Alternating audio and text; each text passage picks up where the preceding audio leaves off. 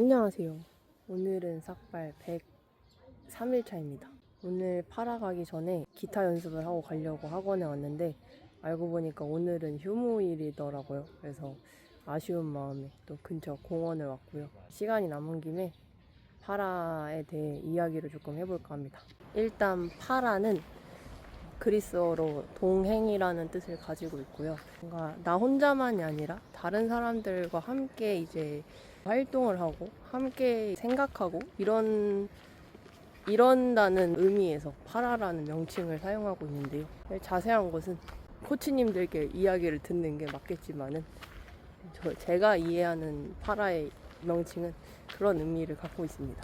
파라는 코치님이 두 분 계시는데요. 파쿠르를 가르쳐 주시는 김지호 코치님과 철학, 사유 세션을 맡아주시는 하경덕 코치님이 계십니다. 그리고 영상 편집과 홍보를 담당하시는 허성영 님도 계시고요.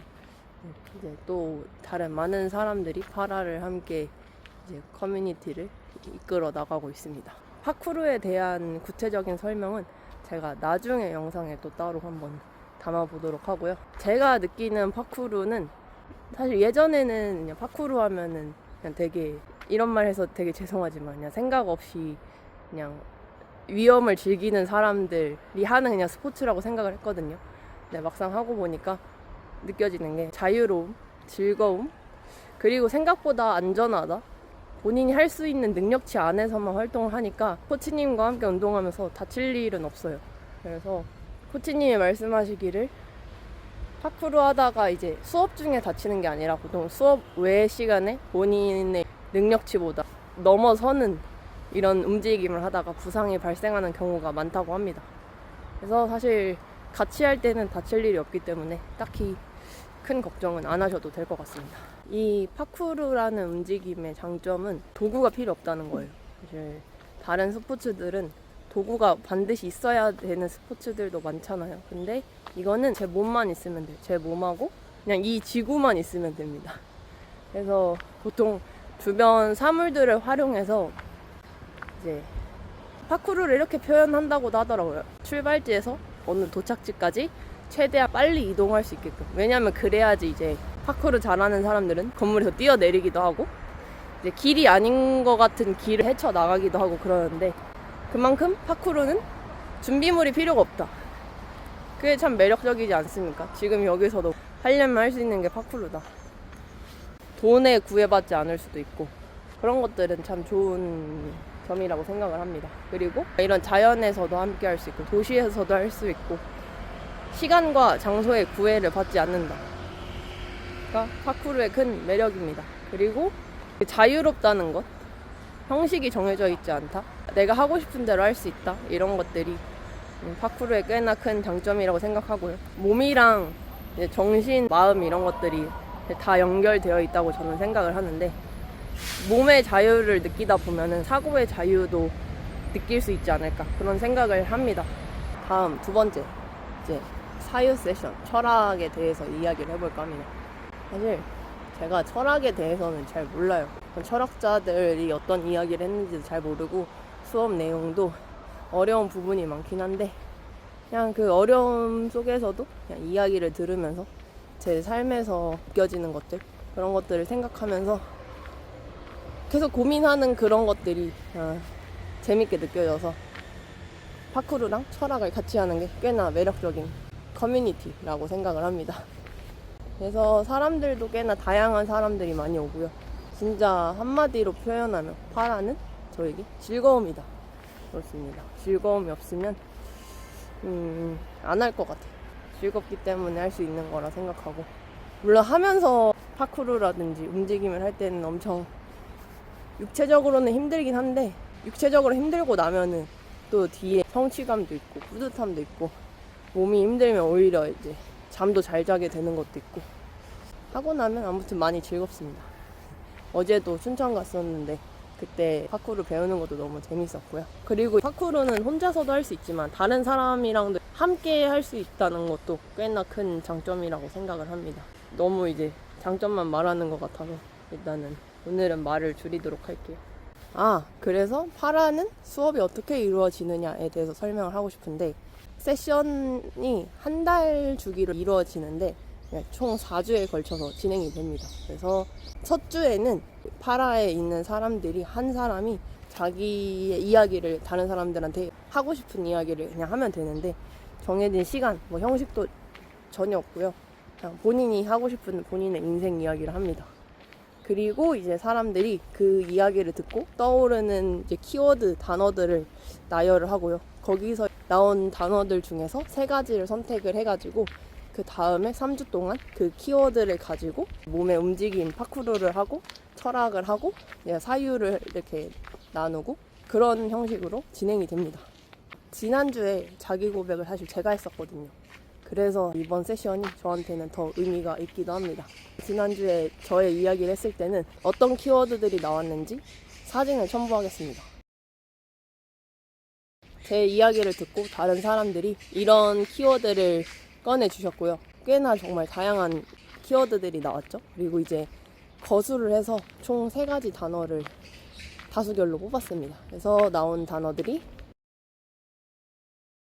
이 단어들입니다. 한 주에 한 키워드를 가지고 사람들과 함께 움직임도 하고 사유도 하는 거고요. 그래서 이번 주에 키워드는 기록입니다. 몰랐는데 제가 살면서 생각보다 기록을 꽤나 많이 해오고 있더라고요. 이 영상조차도 기록이고 저는 어렸을 때 일기 쓰는 걸 좋아했는데 그래서 초등학교 때 썼던 일기가 아직도 방에 이제 보관이 되어 있습니다. 그리고 남들은 다이어리 쓰는 거 힘들다고 하잖아요. 그 새해 1월 뭐 며칠만 다이어리 쓰고 안 쓴다 이런 공감의 글들도 많이 봤었는데 저는 다이어리 쓰는 것도 굉장히 좋아해가지고 집에 다이어리도 몇 권씩 이렇게 가지고 있고 그래서 그런 식으로 어떤 사람의 이야기를 듣고 그 사람과 연관된 키워드를 가지고 이제 이야기를 풀어나가는 그런 파라인데요. 너무 재밌지 않나요? 요즘은 뭔가 내 이야기를 온전히 들어줄 수 있는 공간도 딱히 없는 것 같고 물론 뭐 가족들이나 친한 친구들한테 할 수도 있겠지만 심지어 가족이나 친한 친구한테도 하지 못하는 말들을 남들 앞에서 할 수도 있는 거고 또 그런 시간들을 통해서 본인을 좀 더 알아가고 세상을 좀 더 알아가는 그런 시간들이 저에게는 참 소중합니다. 그래서 저는 파라 수업 가는 걸 굉장히 좋아하고요. 오늘도 기대가 됩니다. 아 그리고 파쿠르는 경쟁이 없다는 것도 참 매력적인 이유인 것 같아요. 물론 경쟁을 하는 스포츠들은 그 나름대로 매력이 있고 멋지지만 파쿠르는 경쟁보다는 협동, 같이 나아감, 파라라는 이름에 담긴 것처럼 동행 그런 느낌이 들어서 과격해 보이지만 사실은 인간적인 그런 스포츠라고 말할 수 있을 것 같습니다. 먼뜨. 네, 오늘 이제 모임 장소는 동대입구역 근처에 삼형대사 동상 앞에서 만나기로 했는데요. 가는 길에 계단이 오늘 왠지 계단을 또 쓰실 것 같은 좋은 기운이 느껴지네. 이곳이 삼형대사 동상 앞입니다. 오늘은 여기서 어떤 움직임을 하실지 기대가 되네요. 저기 놀이터가 있네. 오늘 시간이 된다면 지호 코치님하고 병덕 코치님께 파라의 의미에 대해서 한번 질문을 해보겠습니다.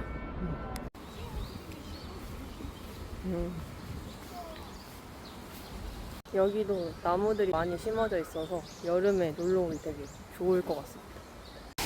오, 작은 폭포도 있네. 실개천. 아름답군. 어깨가 펴지는 느낌. 배운 걸 잘 활용하시는 상민님. 아, 지호 코치님. 네. 혹시 파라라는 저희 이름에 대해서 좀 설명을 해주실 수 있을까요? 파라가 고전 그리스어로 동행이라는 뜻도 있는데 뛰어넘다라는 뜻도 있어요. 아, 그래서 네. 파쿠르 할 때 PAR도 사실 어원이 네. 파라의 바탕을 두고 있어요. 그래서 파쿠르가 불어로 길 코스 여정인데 네. 재밌게도 불어 빠꾸 할 때 네. 파가 네. 뭔가 뛰어넘다라는 의미고 뒤에 코스는 우리가 아는 코스 여정 길고선이라는 뜻이에요. 그래서 네. 그걸 약간 좀 더 깊이 있게 풀어서 해석하면은 뛰어넘는 길, 뛰어넘어야 할 길, 뭐 이렇게 의미가 해석될 수 있어요. 아하. 그래서 그냥 네. 길이 아니에요. 그냥 네. 편한 길이나 네. 그냥 이미 나아져 있는 길이 아니라 극복해야 할 길입니다. 불편하고 아주 고통스럽고 힘든 길. 네. 그렇군요. 네. 감사합니다. 이동. 여기서 시작하는 게 아니었고. 제가 약간 기록에 대해서 처음 들었던 말은 제가 차우벨이라는 사람을 프랑스에서 만났을 때 야마카시 9명의 창시자 중에 한 명입니다. 그분이 자기가 파쿠르를 시작하던 시절에는 영상이나 카메라가 없었대요. 적어도 1989년에서 1996년, 97년까지 약 7, 8년 동안 9명끼리 무리지어서 막 훈련할 때는 영상이나 카메라가 운동 중에 가져온 적도 없고 생각해 본 적도 없다고 합니다. 그래서 나중에 영화 야마카시나 13구역이 전 세계로 퍼지면서 새롭게 파쿠르를 시작하는 세대들은 영상서사로 이걸 접하다 보니까 당연히 카메라 들고 영상을 찍는 것부터 시작하는 경우가 되게 많았어요. 저도 파쿠르 시작한 지 얼마 안 됐을 때 다음 카페 야마카시 코리아라는 동호회에서 시작을 했고, 그러다 보니까 커뮤니티에 이제 제 영상을 올리고 피드백 받는 것도 좋을 뿐더러 밑에 댓글들도 막 소통하고 한국의 여러 파쿠르 하는 친구들이 이렇게 소통하는데 영상이 되게 중요했거든요. 그래서 약간 너무 당연한 일이라서 내가 움직임을 할 때 영상을 찍는 행위에 대해서 이게 어떤 영향을 주는지 잘 생각을 못했던 것 같아요. 근데 차우벨의 얘기를 들으면서 조금씩 이제 생각을 하기 시작했죠. 특히 차우벨이 많이 지적한 것 중에 하나가 자기네들은 영상을 찍으면서 움직이는 건 진정한 훈련이 아니다라고 생각했대요. 왜냐면 여러분들도 오늘 경험해 보시겠지만 내가 영상 없이 카메라 없이 혼자 연습해서 완성한 플로우나 움직임을 할 때 카메라를 찍히고 있을 때랑 다르다. 집중도가 완전 달라요. 오. 무의식적으로 그냥 시선에 신경 쓰고 있어요. 카메라는 생물이 아닌데도, 인간이 아닌데도 우리는 그걸 또 의식하고 있어요. 마치 일기장에 내가 나를 타자화해서 또 나를 의식하듯이 카메라가 그런 영향이 있어요. 그래서 차라리 차우벨은 이런 말을 합니다. 그럴 거면 남한테 보여주기 혹은 조회수 높일 목적이나 아예 멋지고 화려한 걸 목적으로 하기보다는 이왕 하는 김에 시선에서 좀 자유로워지는 연습을 하라고 차라리 얘기를 합니다. 왜냐면 카메라를 들이밀었을 때 여러분들 움직임은 분명히 더 어려워질 거니까. 그래서 내 자신에게 더 집중할 수 있는 좋은 수단이 될 수 있죠. 자, 그럼 웜업부터 여기서 자기가 자기의 플로우를 창작을 하고 기록하는 시간을 가질 겁니다. 해보겠습니다.